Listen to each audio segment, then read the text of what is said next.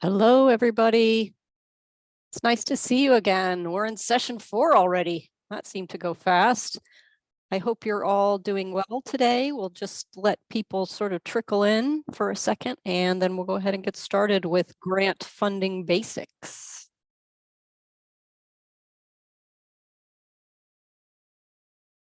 Okay. So first question, let us know in the chat or verbally if you have any questions from session 3 that we need to answer here right at the outset. Also share with the group if there's any new funders that you came across as part of your newfound research skills that you would also like to share with the group so that we can all learn about new funding sources. Any questions?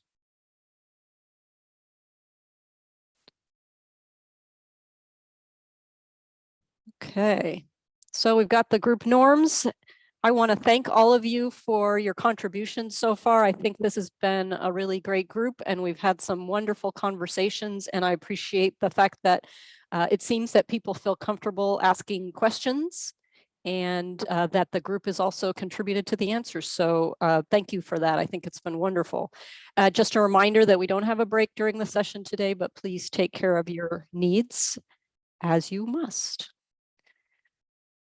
So as I mentioned last time, during the first 3 sessions, oh, is there something in the chat? I'm sorry. Welcome back. Oh, thanks, Kendra.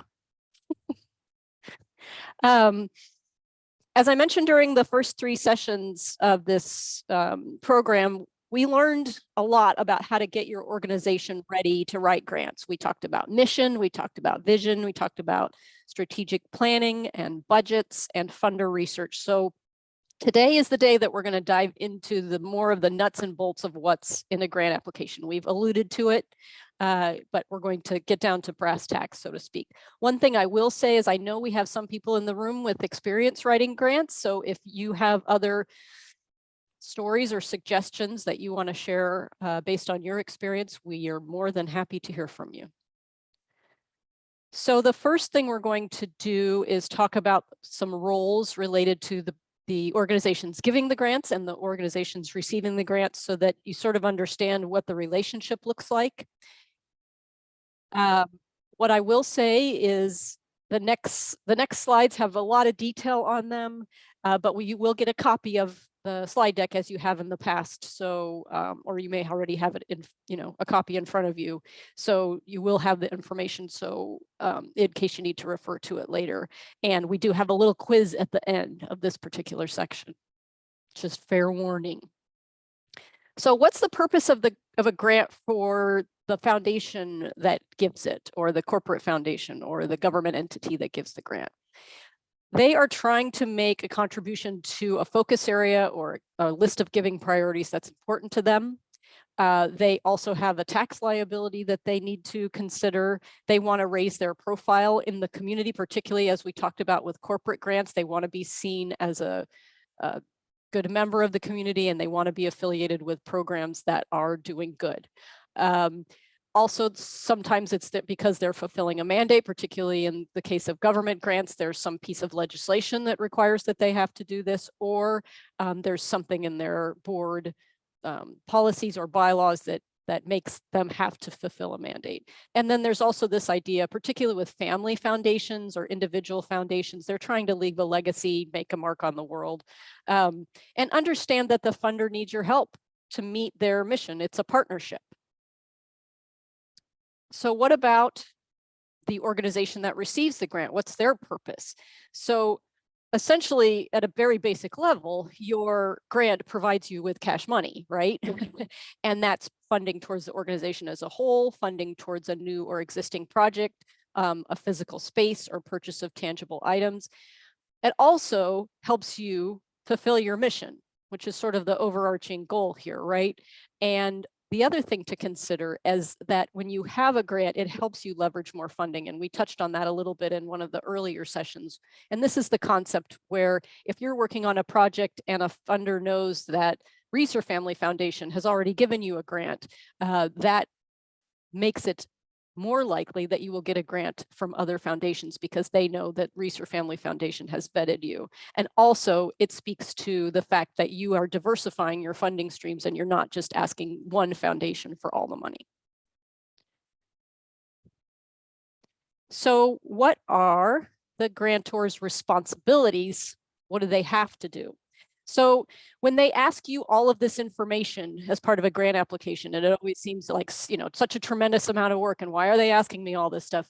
Part of what their responsibility is to make sure that you are who you say you are and you're going to do what you say you're going to do. So you have these program officers that wrestle with your application and then have to create some kind of presentation for their board with the information you've given them. So the better you can lay out your case, the better you can explain what the project is, it makes the program officer's job easier. Also, they need to ensure that the applicant meets the grantor's guidelines. So if there are particular missions that they're trying to meet or giving priorities, they need to make sure that that you fit in those guidelines. Foundations can accept no benefit other than recognition. So in other words, if you decide to apply for funding for a particular event that you're going to have and you want to send the foundation free tickets, usually that's not allowed.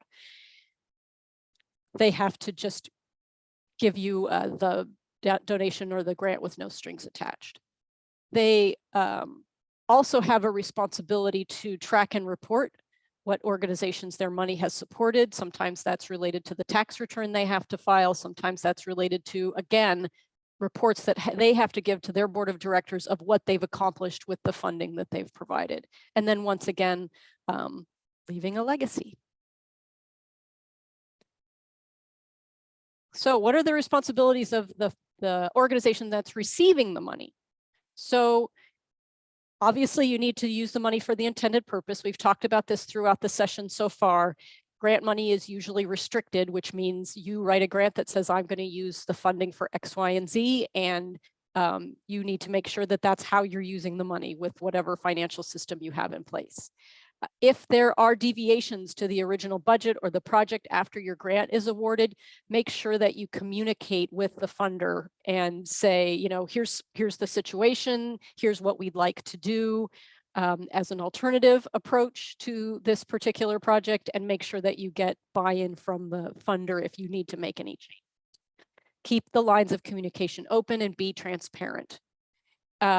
It's important that the person receiving the funds gives, or the organization receiving the funds gives no benefit other than recognition, spends the money within the grant period. Most grants, as we've discussed, are 1 year long.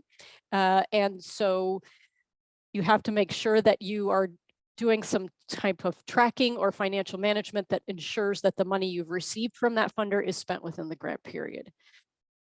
Meet the obligations outlined in the request and the contract. So when you get a grant, you're going to have to sign something called a grant agreement or a contract that outlines how you will spend the money, how you will fulfill the obligations, how you will promote the grant, et cetera, et cetera. And so you make sure that you're pretty familiar with that grant agreement. It's something during the grant that honestly, you end up referring to more than you think you might.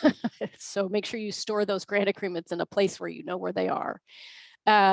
If there's, for some reason, if you don't get the money spent within the grant period, there's this idea that you would return any unspent money. I will tell you that I've been writing grants for a long time, and I can only think of one example when we have returned unspent money. And it was a pretty obvious situation where the project just didn't happen at all. And there was really not a plan B. I would tell you that most foundations or grantors are not really interested in getting their money back. It just creates a bit of a headache for them, honestly. And what they would prefer to do is have you approach them and say, we have some money that we haven't spent as part of this project. Here's what we'd like to do with it that we think fits within your mission and your giving priorities. And most of the time, they'll be fine with it as long as you come up with some kind of a plan. And then accurate reporting, obviously, is really important. So save stories, take pictures, track data for the final report, and don't wait till the report is due to remember to do this. Okay. So I know that was a lot. We're going to try to see what we remembered. And so Freya is going to put up a quick quiz for you to a few questions to consider as part of that conversation. So the questions are, can you put your grantor's name in the monthly newsletter? So just say yes, no, or maybe. Can you use any expended funds as you wish? Yes, no, maybe. And what is the foundation's corpus? That's just an extra credit question.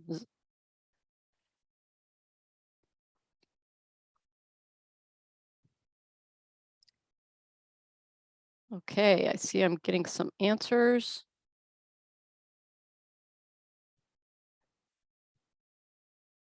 So Freya, if I get end poll, is that how I show the results? Okay, gotcha. Okay, so can you put the grantor's name in your monthly newsletter? The answer is maybe. And so what you need to do is take a look at your grant agreement and see what they say about recognition. Some foundations will be yes, please, definitely promote us. That's one thing that's a requirement of this grant. Some will be like, if you want to promote our participation in your project, this is the wording we'd like you to use, or this is the name of the foundation we'd like you to use, or you need approval from the foundation before you use their logo or their name in any kind of publication. Those are the ones that are most pain in the butt. And then some will say no. Some will say they don't want their name on any of the program materials or event flyers or anything like that. So the answer to this one is check the grant agreement. Can you use any unexpended funds as you wish? I think no and maybe are both correct answers. So everybody got that one right. And what that means is you can't just do anything you want with unexpended funds without consulting with the funder. And so you need approval from the funder to have to get a plan approved for any unexpended funds. So the answer is no, but no until you check, and then the funder will maybe let you use unexpended funds in the way that you ask. Most of the time they will. It's been my experience. So what is the foundation's corpus, the principal or endowment amount? Good answer. So most of you got this one right. Basically, the way a foundation is structured is they have a big pile of principal called the corpus. Let's say it's $1 million. It's usually a lot more than $1 million, but they have $1 million and that's their principal. They don't spend down the principal, they spend the interest. And there's usually a requirement in some cases of how much of that interest they have to spend. Usually it's like in the 5, somebody may know in the room may know this better than I do, but it's in like the 5 to 7% range. So when we say that the foundation has to give money away every year, it's because they have to give away 5 to 7% of the interest that they earn during a given year. But they can still keep their corpus or their principal intact. So they don't usually spend that part down. Okay. Does anybody have any questions about what we've talked about so far? Oh, somebody said their poll wasn't working. I'm sorry. I hope that you were able to understand the answers.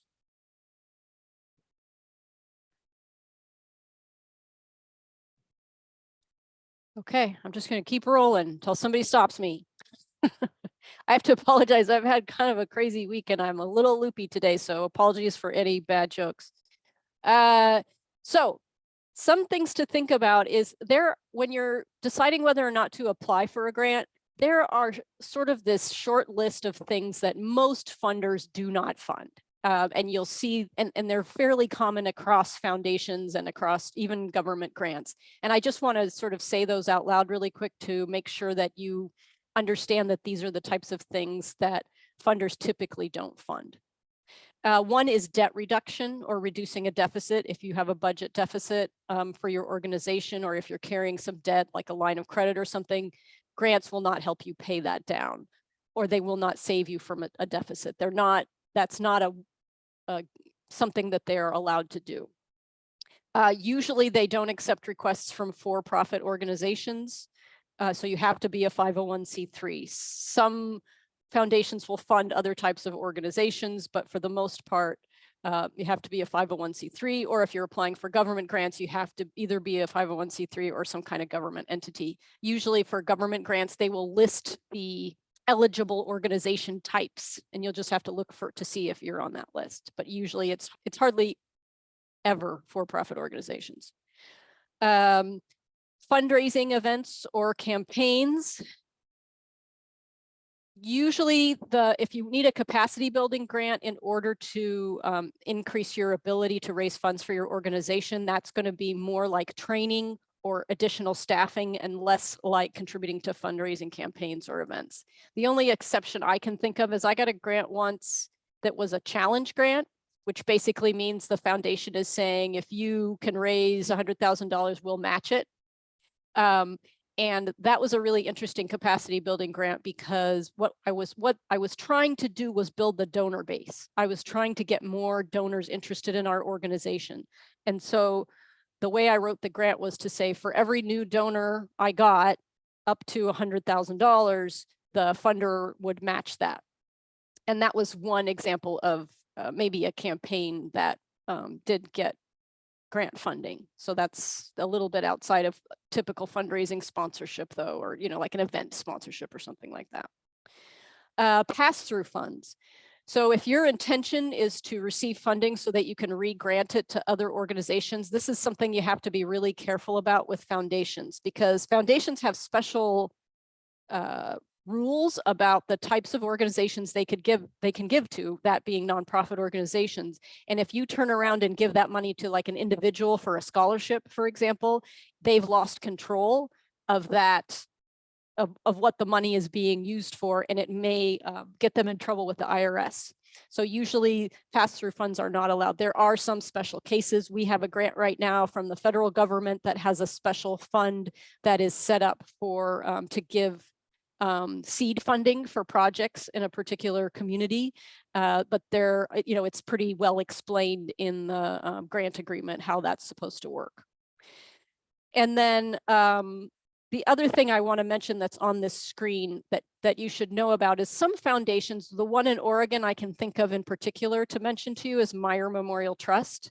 Meyer Memorial Trust doesn't have a grant process where they have deadlines and they have giving priorities, but they don't just say, okay, once a year we're going to accept proposals in our giving priorities, right? Like we're used to with some of the other foundations we've been looking at. They decide periodically that they want to fund a particular type of program or project. And so they'll send out an RFP, which is a request for proposals on that project. So for example, let's say they want to fund housing and homelessness, and they will send out an RFP and say, we're looking for applications related to providing services to the homeless populations in rural Oregon. And then you have an opportunity within a certain time frame to respond and write a proposal in response to that request.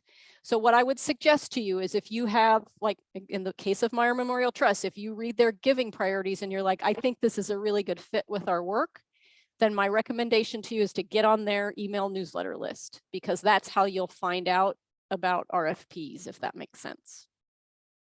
I'd recommend signing up for funder newsletters anyway, just because they usually announce when their application windows are open via email and other things, and when their giving priorities change and things like that. So if there are some funders that you know are a good fit with your organization, you might just take that step. Is there something in the chat that I missed? Oh, okay. I'm glad you got that information. Okay, so now we're going to talk about the different pieces of a grant. We're going to spend a minute on this slide. I think we've talked about a lot of these different steps as part of the session so far, but I just wanted to show them to you all on one slide and make sure that we go through the full cycle of a grant.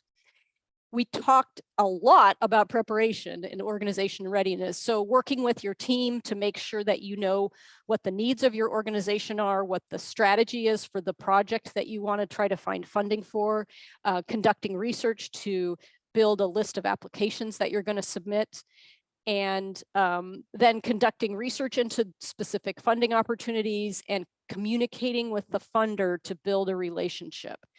So after you do all your preparation, you consider your budget, you consider this, the need and what the scope of the project is going to be and how long you think it's going to take and how much staff you need and all of those details. Then you want to reach out to the funders that you've identified that you think will want to fund this and say, talk to a program officer and say, I have this proposal. Do you think it's,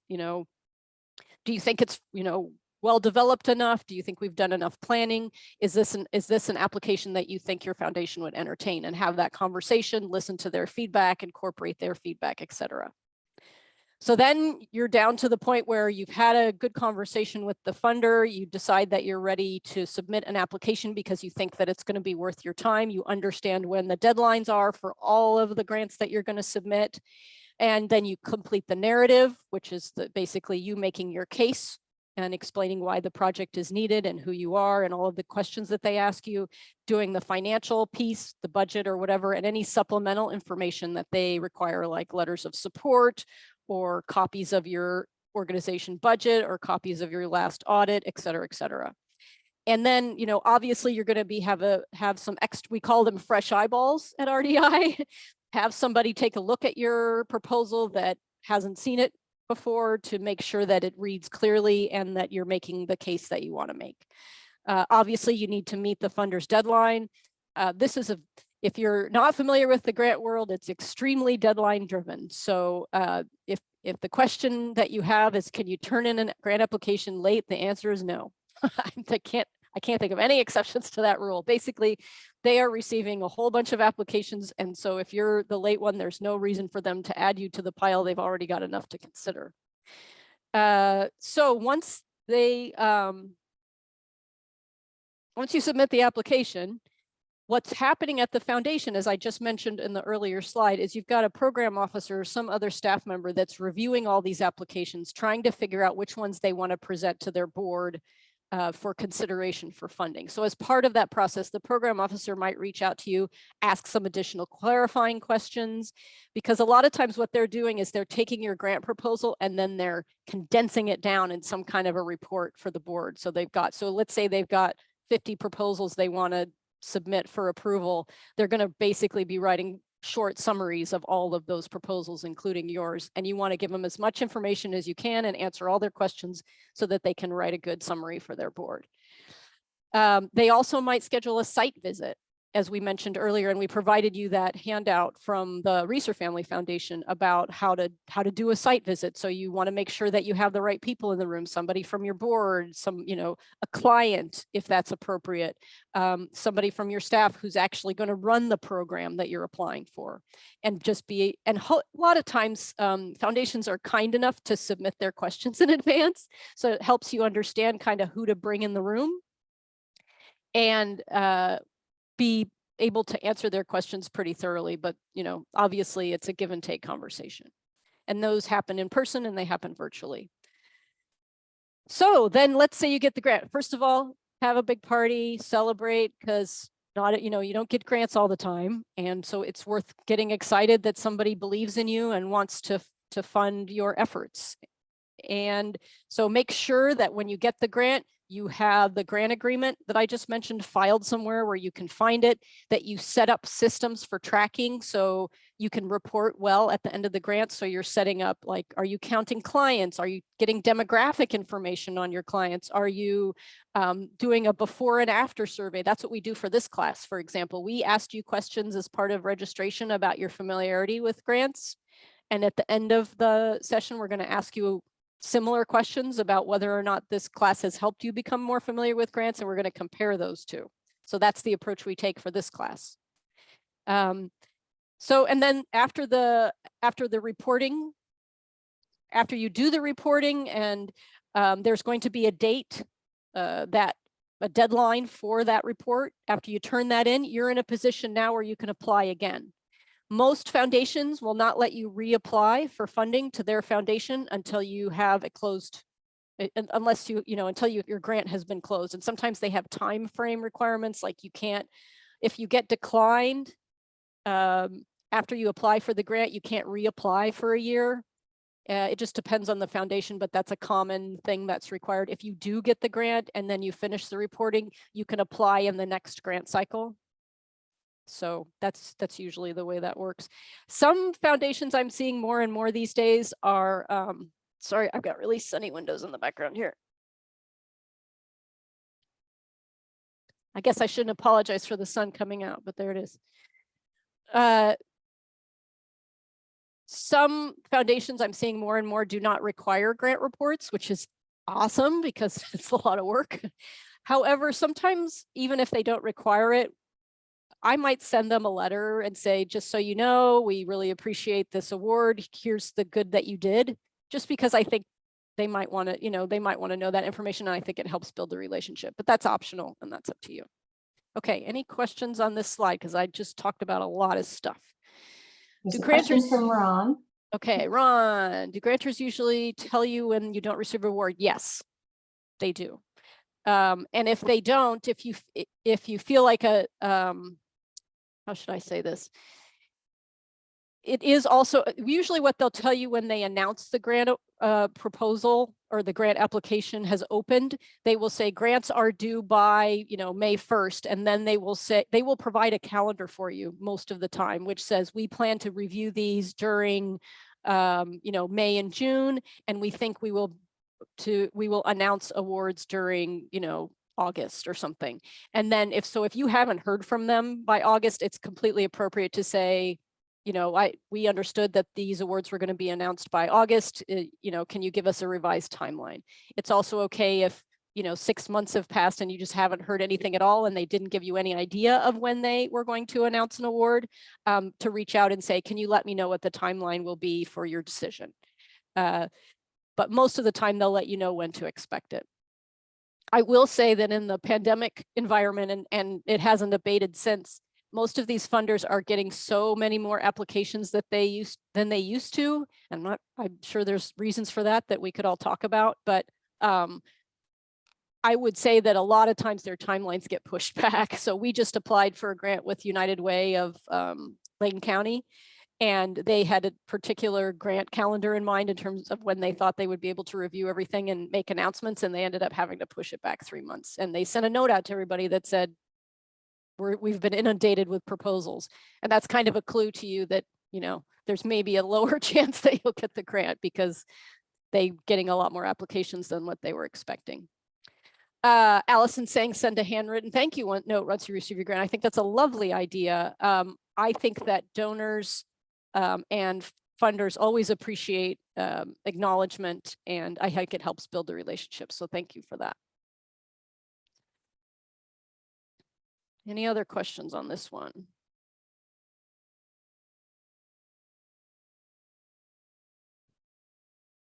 Okay, so you've seen this slide a lot. I just want to make sure there aren't any final questions about these categories, because this is in case you haven't figured out, it's important to make sure you know which bucket your program or your project fits in, and that funder will fund that. Do you have any projects you're thinking about that you're unsure what bucket they fall into?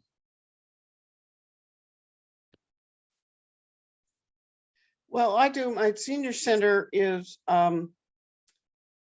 we're trying to reopen a thrift store that was a major fundraiser for us. And so is that going to be a capital grant or a general operating?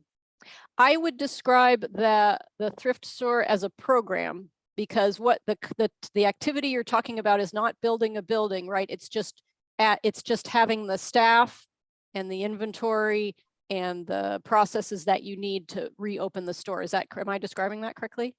Yeah, and paying the rent on the building. Yeah. Right. And so rent is a program expense as well. So I would describe what you're trying to do as a program grant. Okay. Thank you. Any other questions? Please comment about a situation where a nonprofit receives funds without asking. Wow. Having no relationship. How do you research the source of info is lacking about the entity sending the funds? Sometimes it's hard. I know there are people who this has happened more often than you would think, where you get a check in the mail and it's from like Merrill Lynch or Morgan Stanley, and it's just this check from somebody's account, and they want to be so anonymous that they that you can't even tell what the name is on the check. So in terms of who the actual donor is. And I think in that case, and Freya, you may want to comment on this too, because I know you've had experience with this, but I think what we typically do is we try as hard as we can to figure out the who. So number one, so that we can thank them, but also because you may, there are people who give funds that you may not want to accept. Although that hasn't really been, that's not really a common scenario, it could happen. But if you can't figure it out, then you just basically have a decision to make. I mean, it's obvious that they are not concerned about you acknowledging their donation if they're being that secretive about it, and you just need to make a decision of whether or not you're comfortable receiving the funds. Freya, do you have any other comments on that based on your experience? Not really, other than just in my experience, when we get a kind of mystery check like that, it's usually a smaller amount that indicates that we don't need to send a tax receipt letter to the individual, because they usually provide that on their own. So it'll usually give you a little bit of direction. And more often than not, it has included the name of the donor, and it has either just said you may or may not send a thank you directly to them. Yeah. And I had mentioned that Oregon Community Foundation often has those donor advised funds where you just get this magic check in the mail, even though you applied for a grant, or you filled out the organization profile tour and you just out of left field get some funding from them. Usually in the award letter, it will say this donor would like to be recognized. Here's their name and address, or it says this donor would not like to be recognized. So there's that scenario too. Christine says, we're trying to raise funds to redo the floors in the dining room in the soup kitchen. I would describe that as a capital grant because you're making improvements to your building. Capacity building is more around improving your organization's operation and process than it is capacity building. If that makes sense. Please comment on scams.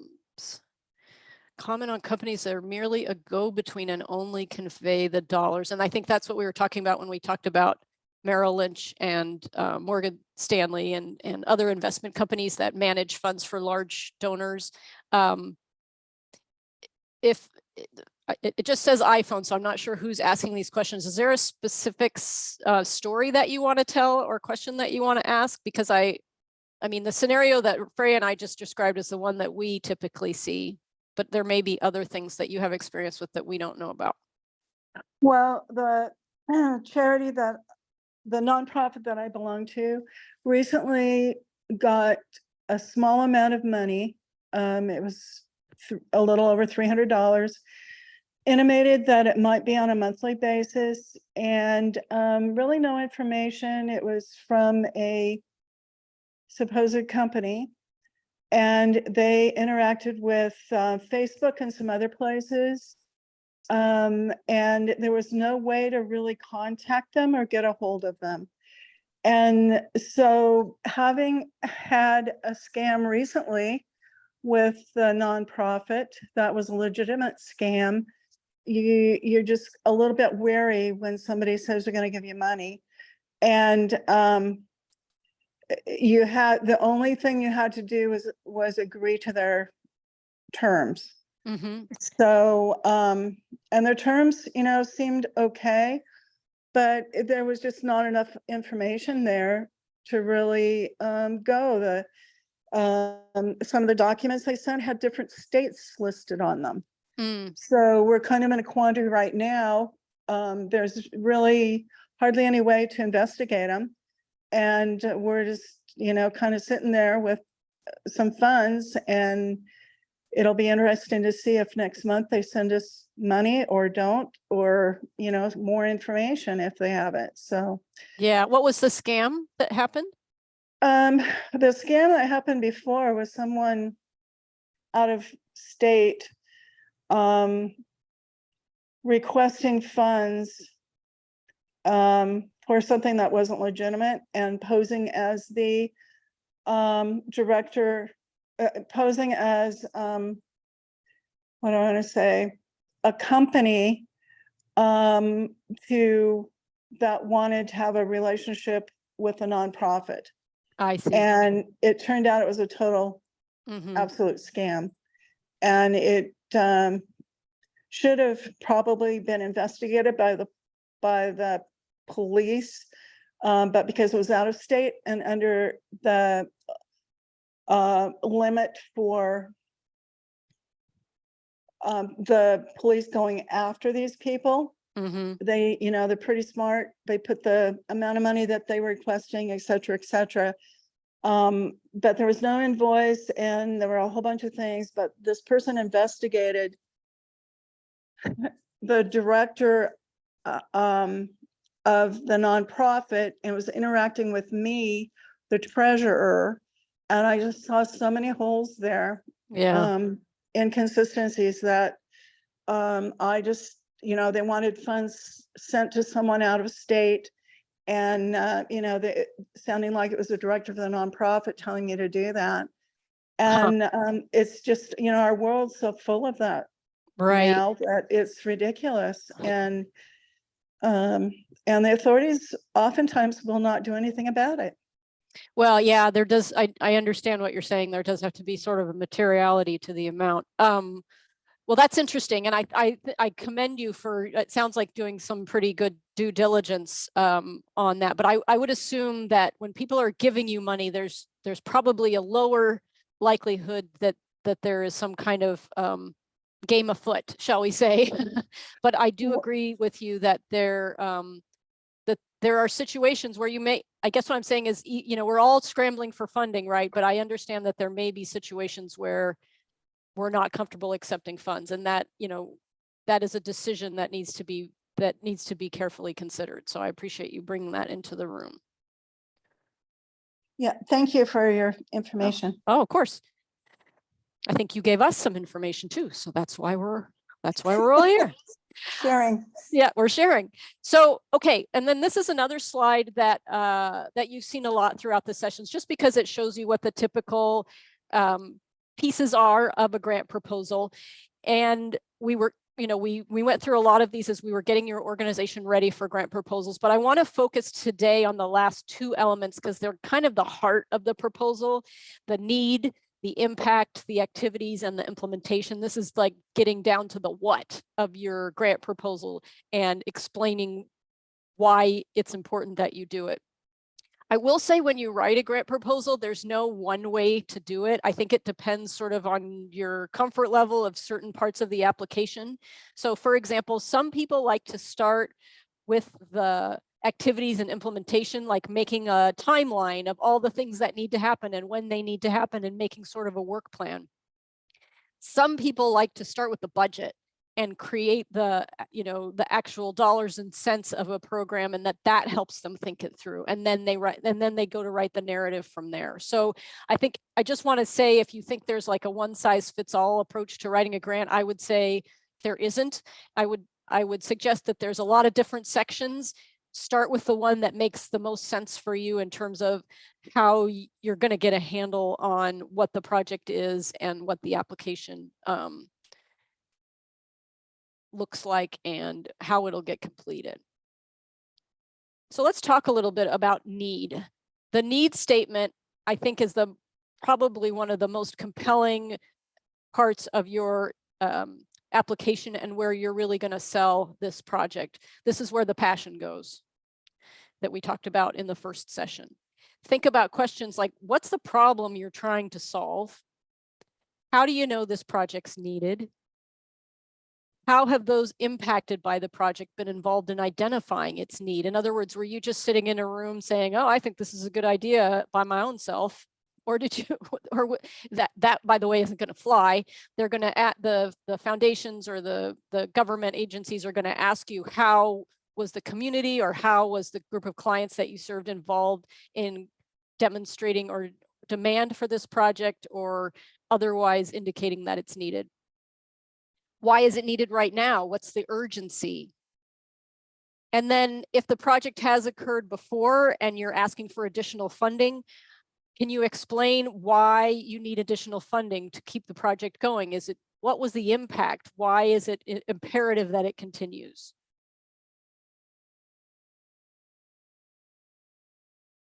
So we're going to write a story about your program or project, and then you're going to want to punctuate it with stories and stats or anecdotes and hard data. So if you think about the fact when you're trying to be persuaded about something, are you more persuaded by a heartwarming story or anecdote, or do you prefer to let facts and figures speak for themselves?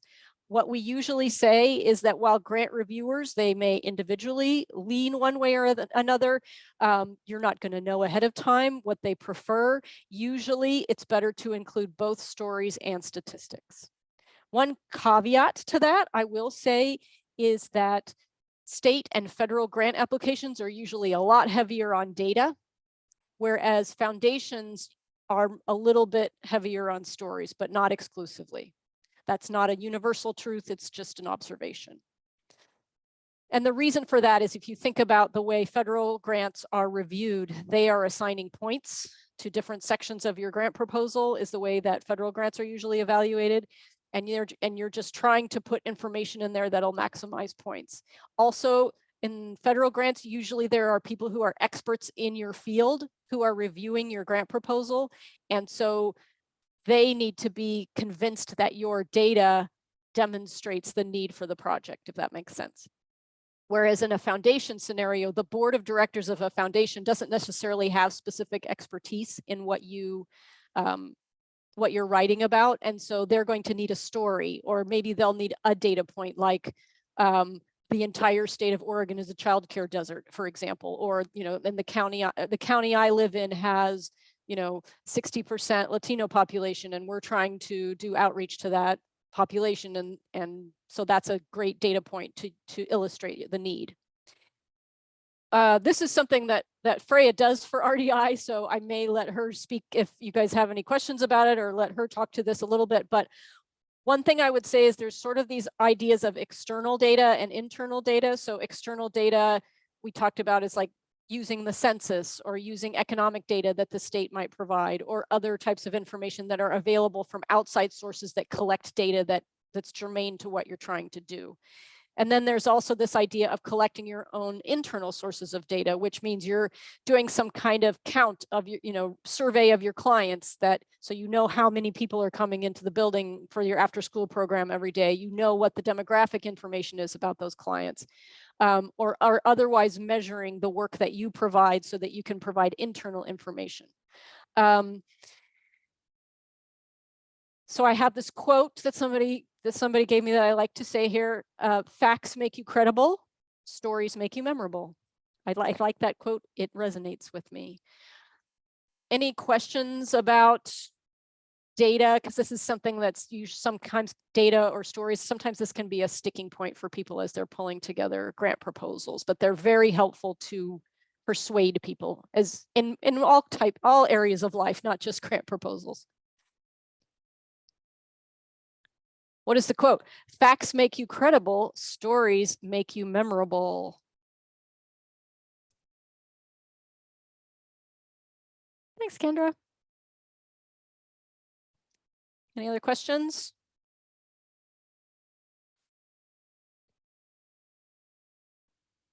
Okay, I've been talking for a long time this morning. That's the downside of session 4. There's too much Jennifer in here. So we're going to break up into small groups. Just a reminder, Freya, I'm so sorry, I forgot to say this at the beginning, but if you are unable to participate in the small group discussion, can you let Freya know really quick so that she can make sure she organizes the groups accordingly?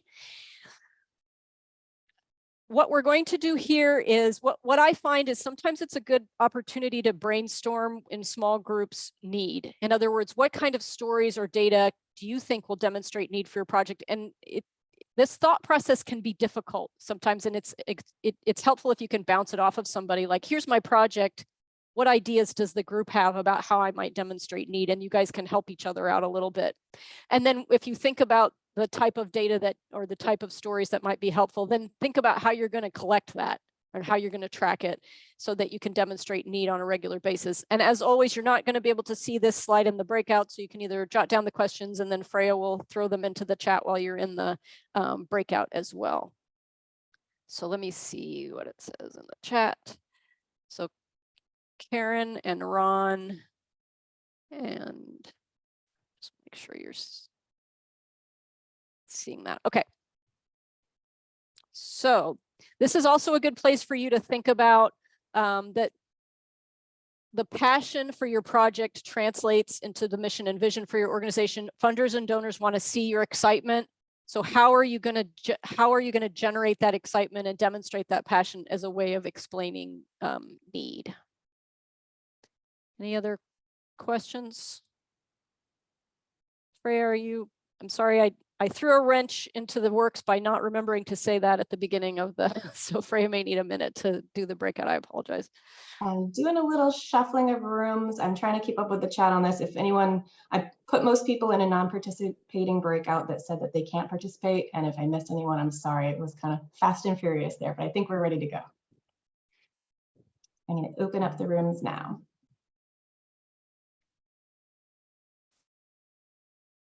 All right, so we have everybody back. I just took the slide deck down because I was just sick of looking at it for a minute, but I wanted to check in and see if there was anything that came out of your discussions that you wanted to share with the full group or any questions that you had.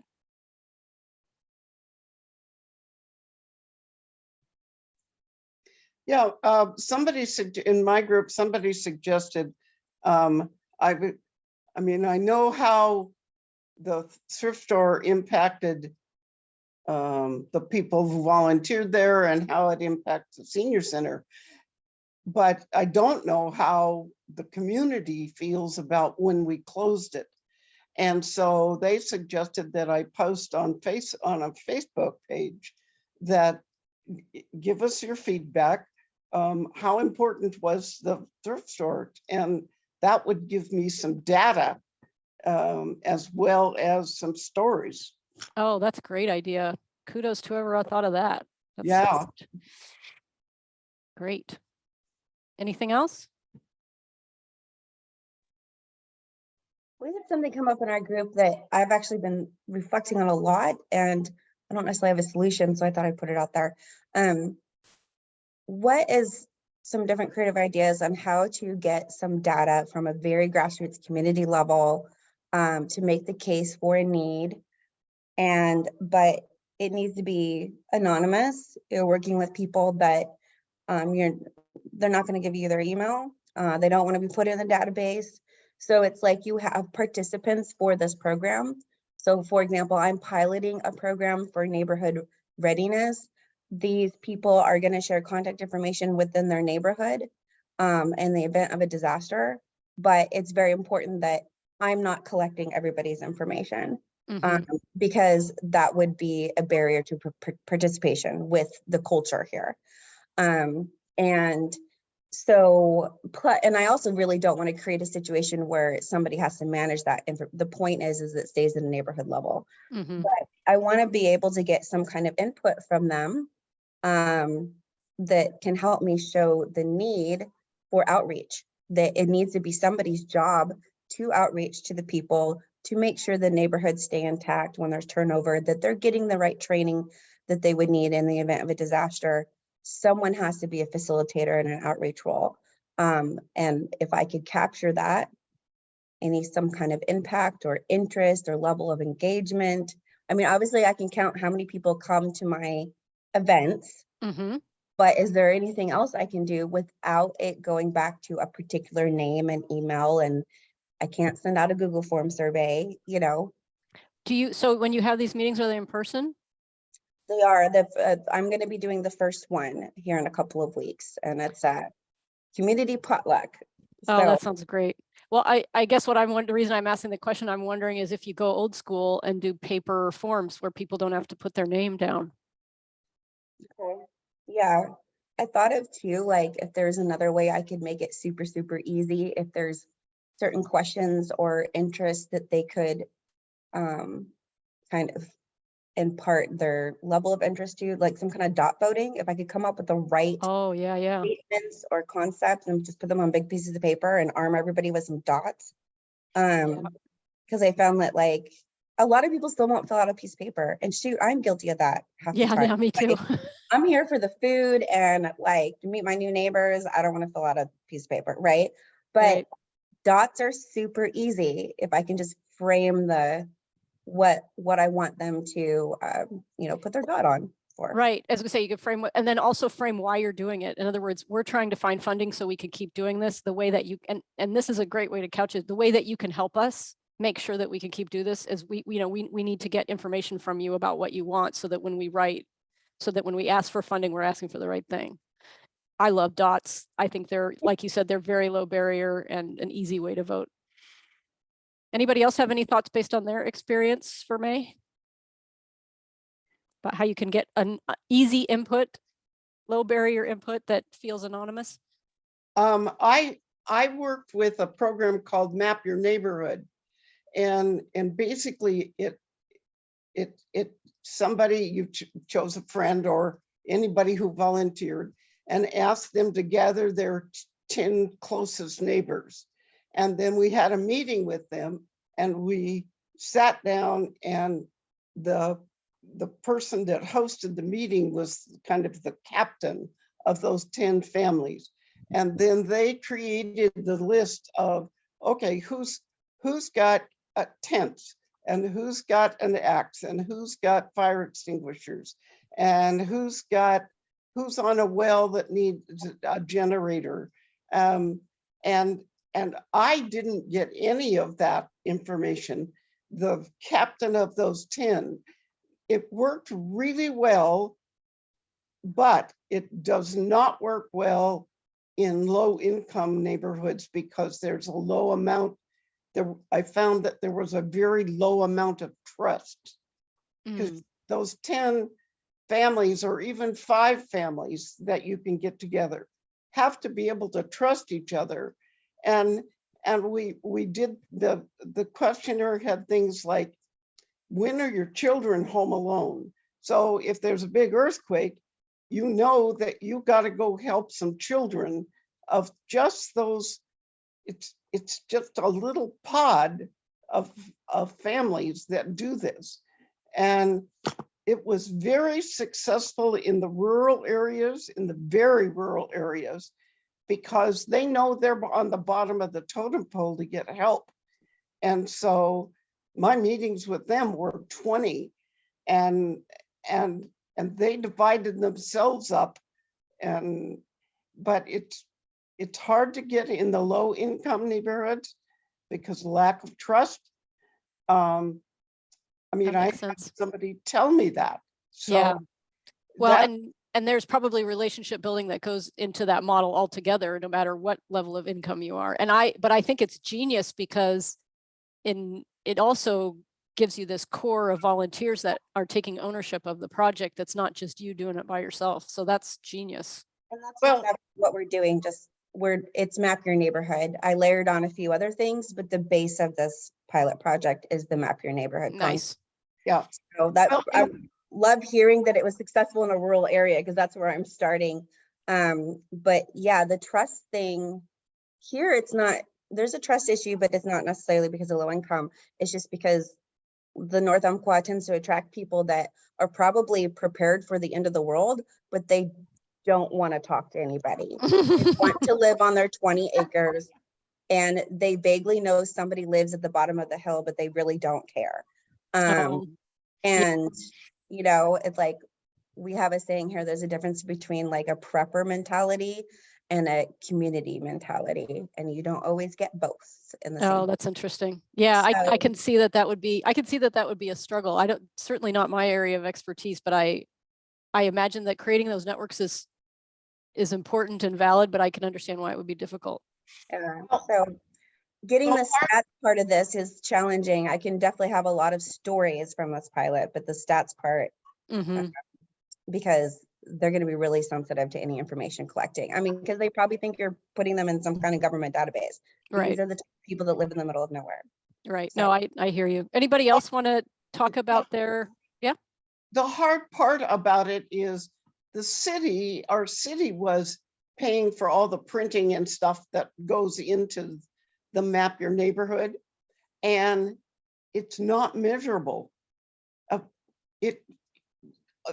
To spend the money on the printing, you have to have it be measurable, and the only way it's going to be measurable is when the disaster hits, because then you'll see it working. So that was the difficult part. And our city finally stopped doing it, even though we're a city of 10,000 and we had about 1,500 people that had gone through it. But Mhm. they just decided it wasn't worth the printing money. And I was doing it for free, so. Oh, well, I'm sorry to hear that, but it does sound like there were some good things that came out of it, and there's certainly some tools that you guys brought into the room that are really interesting to think about, along with some interesting challenges. So I appreciate that. Is there anybody else in the group that wanted to has a question about how to demonstrate need or has an example?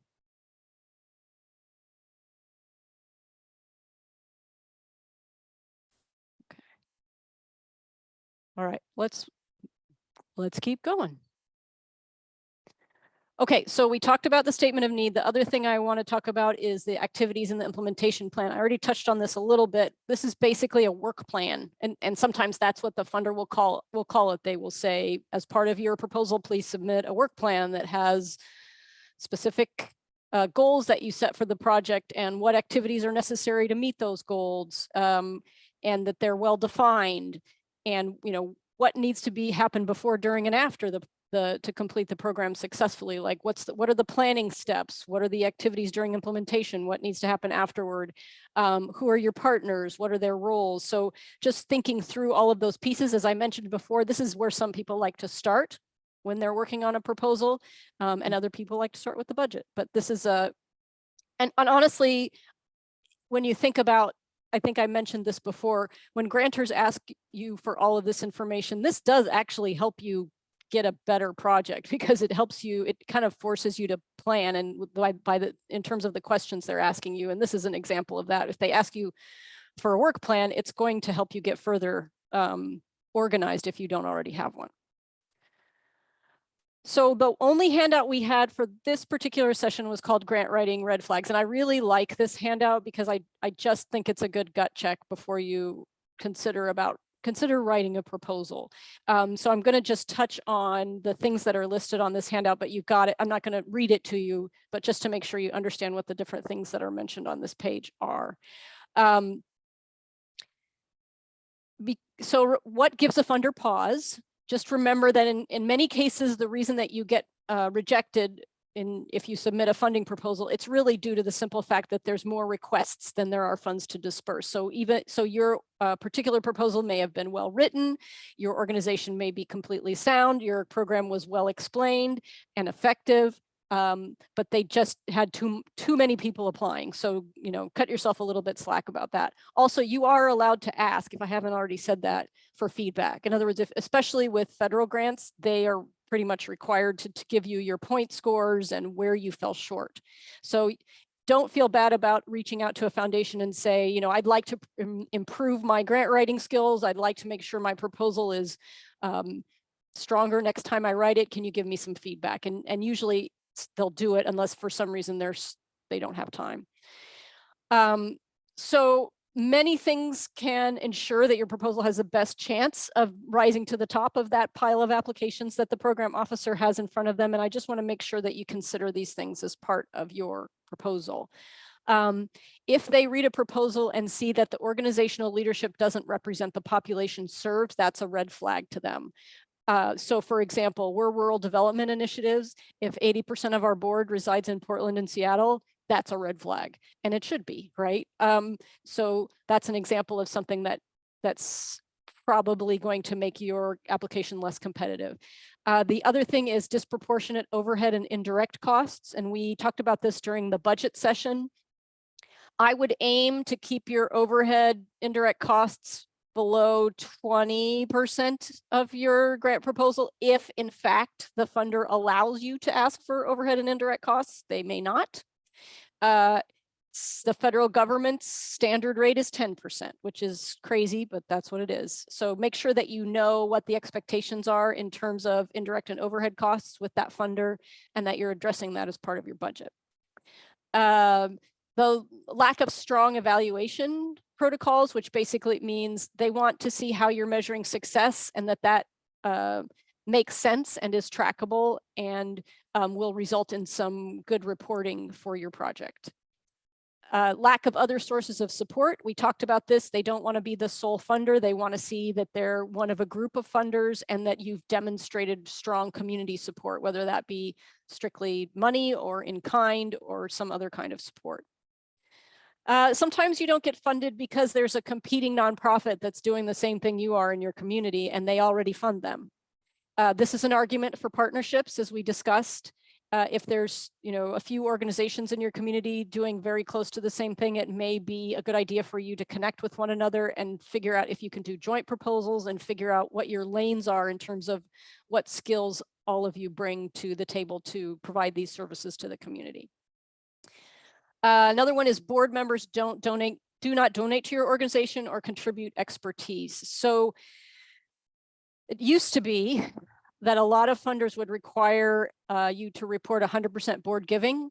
And this wasn't so much about the actual dollar amount, but just a demonstration of support. So if you're out asking people for money and your board members aren't even giving, that looks a little bit funny. So I will say that I see fewer and fewer grant proposals that are asking about board giving, but it is something to think about, particularly when you're doing outside of the grant world, when you're doing fundraising. If you have your board members asking people for money and they haven't donated, it's a little bit of a red flag. You assume the reader is familiar with your cause as you are, and we've talked about this. Make sure you have somebody read your proposal who doesn't know anything about what you do to make sure that you've got all the weird vocabulary words and acronyms out of there. I would say this is less important with federal and state grants because, as I said, the people reviewing this grant will likely be in your sector and area of expertise, so they're more likely to know what you're talking about, but foundation funders will not. And this one's really obvious, but happens more often than we'd like, which is that the budget is formatted unprofessionally, which means it doesn't make sense, it's not easy to read, or it contains actual numeric arithmetic errors. For heaven's sakes, that just is a red flag in terms of them understanding that you are an organization that can manage your finances. Okay, so May starts with the work plan, scope drives budget. May, I am the same way, but I have coworkers here at RDI that insist on starting with the budget and that works better for them. So I think it's more about finding your lane, finding your approach that you like. Jennifer, can I have a question. Yeah. In the actual grant proposal that I'm putting together, is it helpful or hurtful to be specific about percentages? Like, would it be right for me to say, we are putting in the stake or investing 25% of this and asking for 75%? Should that kind of be part of the grant proposal, or do you keep it open-ended and say,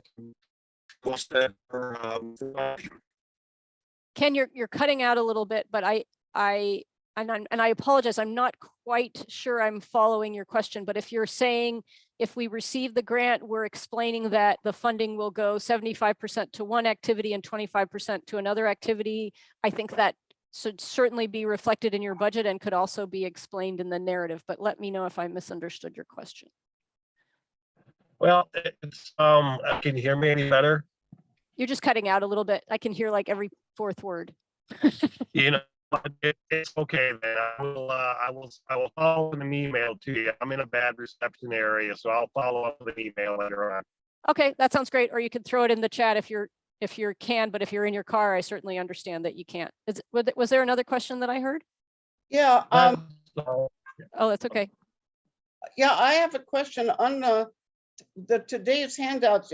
It's mentioned to follow the 3 Ps in the founder communication best practices handout. But Oh, I didn't get that handout.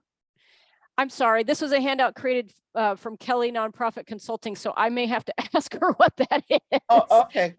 So thank you for bringing that my attention. I probably haven't read that handout that closely since I've been distributing it in these classes. So what are the heck are the 3 Ps from the other handout? And I'll see if I can track down the other handout and see if it's relevant. I will say that this class, when we used to teach it in person, had more like 20 to 30 handouts, and we've just kind of whittled that down for the purposes of the virtual delivery. So from the other handout. Sorry about that, Connie. I will look that up and I will get back to you guys in our post email. Anything else?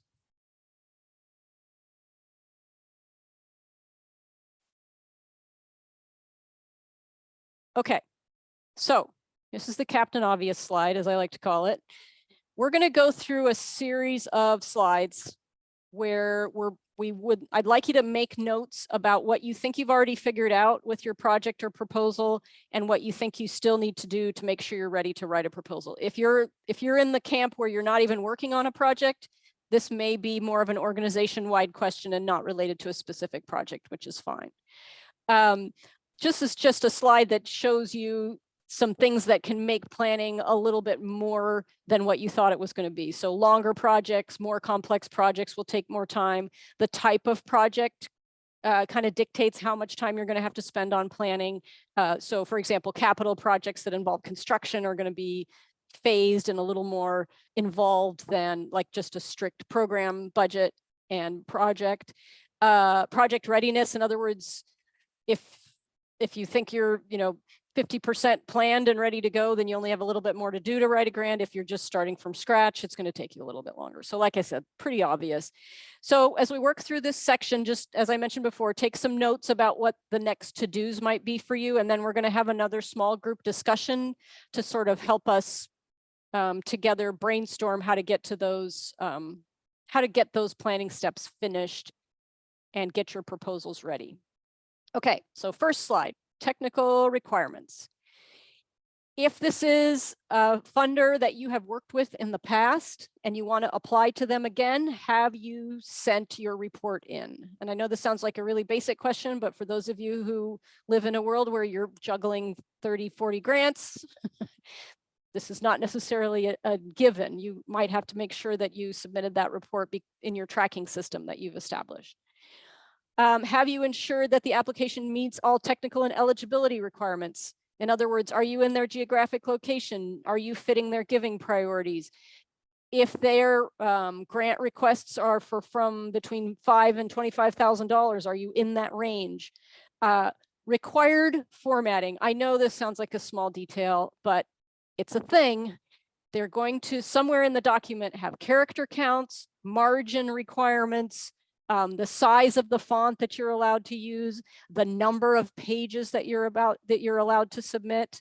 A lot of foundations have online portals now, so this all gets handled as part of the online application submission, but sometimes you're still submitting PDF files via email, and you have to make sure that you're meeting all the requirements. I will tell you at this point that I have a sob story related to a federal grant that I wrote probably 20, 25 years ago, where it was a federal grant. I had to have like 6 different school districts involved, get all their signatures. It took, months to put this thing together, and it got immediately rejected because I didn't use the right font. It's a little bit of a sore spot. But that's why I mentioned that it's one of those things where as you're writing your proposal, you're like, wait a minute, do they have a page requirement? Do they have a character requirement? Do they have a font? I know it sounds silly, but they're particular about those things because they get, hundreds of applications sometimes, and they want them all to be in the same format. Okay. Have you communicated with the program officer, if allowed, to discuss your project? So we talked about the fact that some foundations want you to call them. Some foundations offer the option for you to set up a meeting with the program officers, and some say you can't. So just know that. And if you do have the opportunity, that preliminary discussion is extremely valuable. The only other thing I'll mention here is, a lot of us are in a mode where we're like, don't call it crisis mode, but we're all so busy that we're turning around and saying, oh, what's the thing that's due next week? So a lot of times these grant deadlines come up really fast. It is not a good idea to call a program officer the week before a proposal is due, for obvious reasons. First of all, it kind of makes it look like you're not planning, but also they're going to be inundated with calls from other people during that time, and they're trying to meet a deadline as well. So make sure that if you are reaching out to a program officer, you're doing it well in advance of the grant deadline. Is there a question? Yeah, exactly, Kimberly. Thanks for adding that to the chat. Okay, so I think that's all I had on this particular slide. So just think about whether or not those are things you still need to do as part of preparing for your project or your grant. Or if you're just looking at this from an organization level, is there a list of funders that you want to sort of establish a relationship with? So now we're going to talk about the narrative piece, which is the writing. So they're going to ask you questions like, tell us about the history of your organization. Tell us the qualifications of the people working on this project. Tell us why this program is needed. Tell us how you're going to evaluate and measure your success. So in that piece of the proposal, make sure that you've included all the requested information and argued all the aspect of your case. Don't leave anything blank. Sometimes if you have extra, like if they don't have strict character or page limits, you might have the luxury of doing something like doing headers or bold or bullets or something that makes it easier to read. This isn't always the case, but if you have the opportunity to sort of really pull out the pieces you think are going to be interesting to a funder, make sure that you use headers or bold or bullets to do that. And then I think I mentioned this to you in an earlier session, but did you demonstrate alignment with the funder's mission? And as I mentioned, this is like a really important step after you write your narrative, is to say, what are the funders giving priorities and have I hit them in this proposal?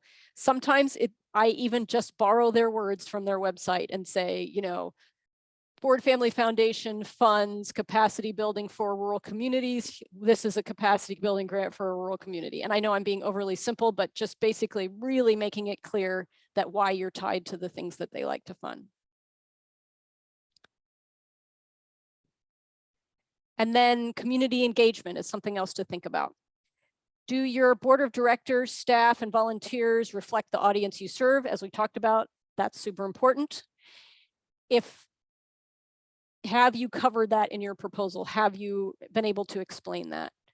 Have you indicated how you incorporated input from the population you serve into the project's development? How have you demonstrated community support? How have you demonstrated a need from the community that you're trying to serve? And by community, I don't mean just a place. I also mean the population of people that you're trying to reach. If you have partnerships involved in your proposal or the project that you're thinking about, have those partnerships been, if not formalized, have they been somehow laid out in a way that you can make the case that this partnership is solid and will carry you through the whole project? Do you have memorandums of understanding if you need them? Do you have letters of support if they're allowed as part or requested as part of the grant proposal? Okay. So those slides were just kind of about some food for thought about things that you can think about relative to planning. We're going to have another small group conversation at this point to make sure that you have an opportunity to talk through the actions you think you need to take before starting your proposal. In other words, what have you already feel like you're doing really well at in terms of getting things organized? Do you have your organization documents together? Do you think you have a realistic work plan and budget? Can you justify the need and measure your success? And if there are any gaps, talk about what are the 3 things that you think you can work on in the next 30 days? What can you get accomplished so that your organization is in a better position to apply for grants? Or if your organization is already working on a proposal, to make sure that that proposal is a strong one. Okay. Let's see. Wait, are there a question? Did I miss a question? Oh, not yet. Oh, we got a tool from Kimberly in the chat too. That's awesome. Okay, Freya, are you ready for us? I am ready. Yep, opening the rooms now. Thanks. Okay, are there any questions or particularly interesting items that you identified that you want to bring into the room before we move on?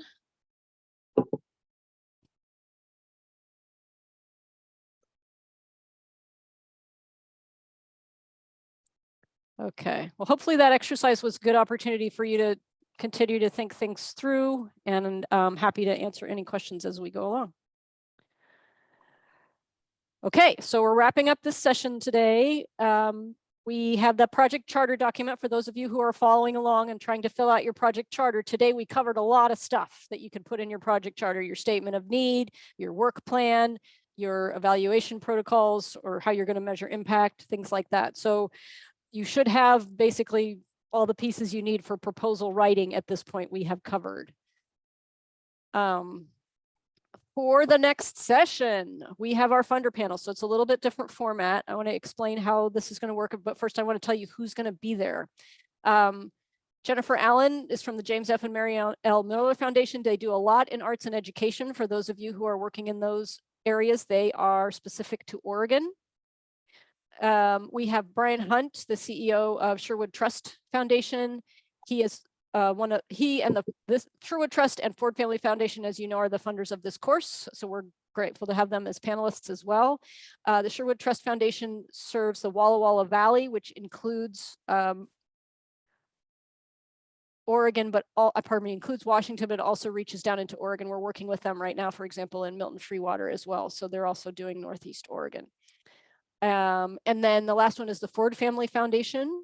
We'll have Levi from the Ford Family Foundation. He's great. And they fund in Oregon and Siskiyou County, California, and they fund exclusively in rural. So I'm telling you this so that if you have an opportunity and you want to research these funders in advance of the session, you can, so as a way to formulate questions that you might want to ask. For those of you who are outside of Oregon, I know we're a little thin outside of Oregon for this particular panel, but I think that you will still benefit definitely, even though these may not hit your geographic region, you'll definitely benefit from the opportunity to hear kind of how funders think and the way that they review applications and other questions like that. So the thing that we need to talk about for next time, the way the session usually works is we have a half an hour at the beginning before we get into the panel where you have an opportunity to introduce yourself to the funders in the chat. And if you are working on a specific project that you would like to present, you can prepare your summary statement and introduce yourself and say, I'm Jennifer Groth. I work for the Boys and Girls Club of Southwest Oregon, and I am working on a grant to create an after-school program for at-risk youth. Something along those lines. I mentioned that example because in the past when we've done this exercise, some people got a little carried away. We've had people that brought slides, no slides are needed. And we've had people that have gone on a little bit too long about their projects. And unfortunately, that means that other people can't present. So what I will ask you to do right now is if you think you have a project that you'd like to sort of introduce into the room, because I think the funders like to know kind of what kinds of projects people are working on as they make their presentations. Please put your name in the chat, or you can let us know in the post email if you'd like to present your summary statement, and we will definitely let you do that. I think it's also just a good exercise to do your elevator pitch as well. So if you want to do that, please feel free to do so. I think it's a great opportunity to get in front of a funder, but it's also a great opportunity to just sort of think through what the project is that you want to do. For those of you who are just along for the ride, you're welcome to just introduce yourself in the chat and say, hi, my name is Kendra and I work for RDI. You know, thank you for being here, whatever. Again, check out the funder websites so that when we do the funder panel, you know what questions you want to ask. I will tell you, I have some planned questions that we usually ask just to kind of get the conversation rolling. But I think that I appreciate it when you guys have the opportunity to ask the questions that you really want to ask as well. So just a way to be prepared for next session. I will also say sometimes we have a little bit of time to cover specific topics after the panel is finished. If the panel usually lasts about an hour, so we usually end up wrapping up at about 11:30 to do a wrap up. And so if there's anything we haven't hit, or if there's anything you want us to dive into in more detail, we can do that in the last half hour of the session next week, or we can just all have a kumbaya moment where we get excited about the fact that we're all super awesome grant writers now and then go off into the sunset. So are there any, first of all, put in the chat if you want to make your presentation at the beginning of the session next time, and then let me know if you have any other questions.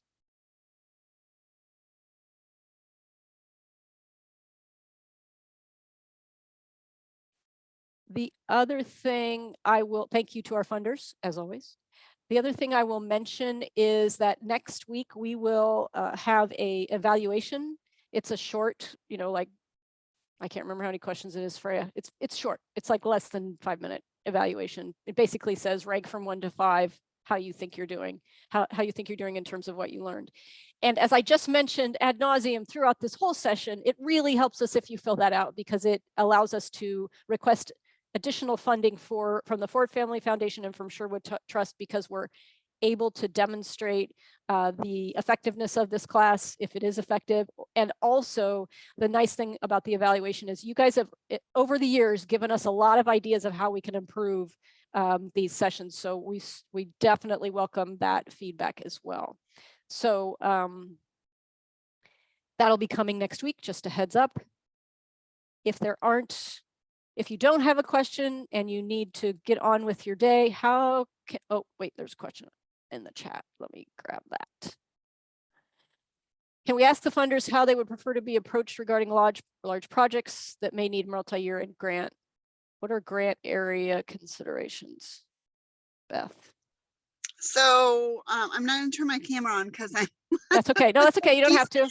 making me glitchy. But like if we have a project that is probably a cross between capacity building and capital, how do they want that all like in one application? Do they want that broken down? Do they want that broken down into multi-year and how those project budgets affect each other? Mostly that's probably going to be Levi, and I can call him and ask him myself, but it might be something people are interested in. No, I think it's a great question, actually. So having this conversation about multi-year projects, I'm not sure. I think Ford still does multi-year projects, but I'm not They sure do. about, I can tell you they do. Okay, but I'm not sure about Sherwood Trust. At any rate, I think it's a really good question to put in the room, because I think that it's probably something we'd all like to hear about. So thanks for bringing that up. Sure. Okay. Any other questions I can answer?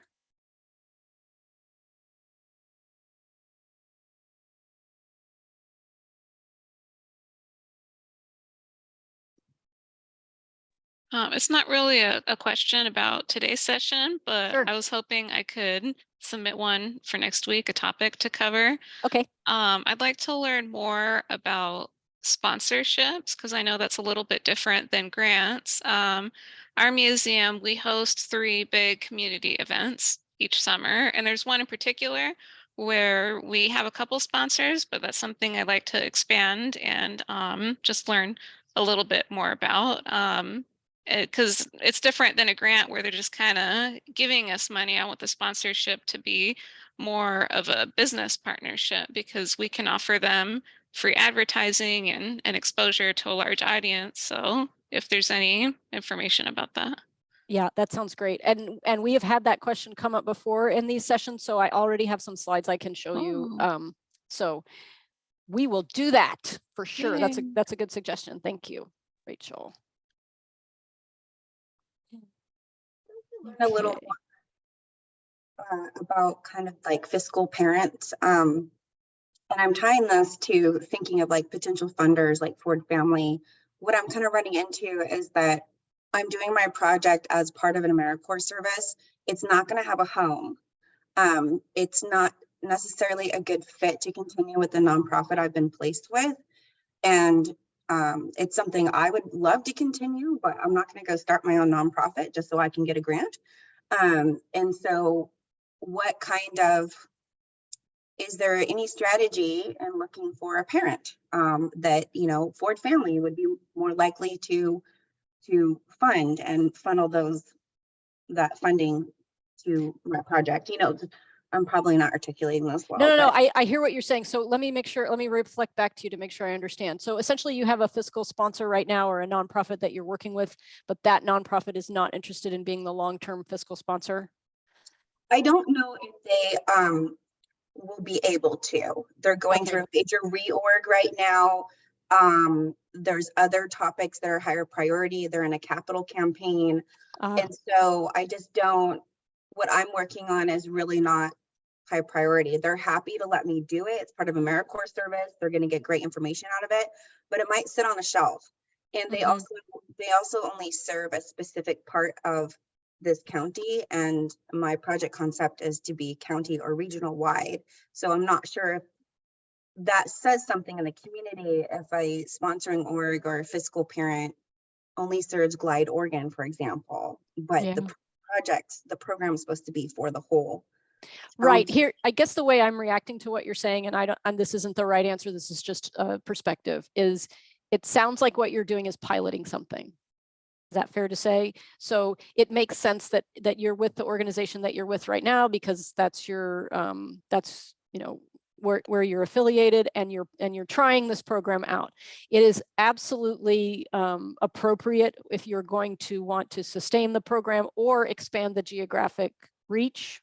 And I know you're already expanding it, but it's a way of sort of phrasing it in a grant proposal to say, you know, we'd like to increase the geographic reach, so we need to find a fiscal sponsor that's more appropriate for the project. And I think if I was in your shoes, May, I would probably be trying to build those relationships during the course of the project. Does that make sense? Yes, and I'm kind of connecting that with building potential funder relationships too, because especially in rural Oregon, it seems like they might have an existing relationship with United Way. United Way would be a great fiscal parent, right, for the project. Like, so I'm trying to look at it from both sides, and so maybe this isn't really a topic to explore more, but Yeah, I yeah. was going to say, I mean, I think that it sounds like you have a project that's in its genesis, and that you are interested in sustainability approaches and strategies. And that as part of that, you have to consider what other organizations in the community would have interest in your work and be interested in sustaining it. And so I know I sound like a grant writer right now because I'm thinking about how I would write it. But I think that the approach I would take if I was in your shoes sounds very partnership rich. And it sounds like that should be one focus of the project as part of your implementation, is to create some kind of a network of groups that have an interest in this project. And then one of those will make the most sense in terms of sustaining your work. Does that help? It does. And if I were to write a narrative, that sounds perfect. I guess what I'm looking for is if there's any tips or tricks or more content from a learning perspective on how to seek out that fiscal parent partner. Yeah, and I think what I would turn you towards is something related to the memorandum of understanding. That is a classic example of how, you know, it's a partnership essentially is what you're looking for. And so when you're looking for a fiscal sponsor, you're approaching them and you're saying, your mission is X. I think this program fits well with that mission. I'm interested in some kind of a partnership where you would act as a fiscal sponsor, and that would be your role. And let's talk about, you know, if you're interested in that, what the particulars might be. Okay. Thank you. You're welcome. Rachel, did you have a question? Oh, I was just gonna comment on what great. May was saying. It almost sounds, May, like you're a consultant, and maybe you could, like Jennifer was saying, partner with different organizations, and then together you can write grants where they would be paying for your services for a particular project. We do something similar with a professional historian. So he's very kind. He volunteers his time sometimes, but he also has a business and has bills to pay. So that's one way that we pay him, is we'll find a specific grant, and we'll just include his professional expertise in that grant. And that's something that we want to do a little bit more, but he's done that for other organizations. He'll go through the whole grant process, and eventually he'll get paid, but that allows him to work with a lot of different groups. That sounds like a great arrangement. Good for you for being able to support his work. We're grateful. We try to do whatever we can to sustain that. That's great. Any other comments or questions?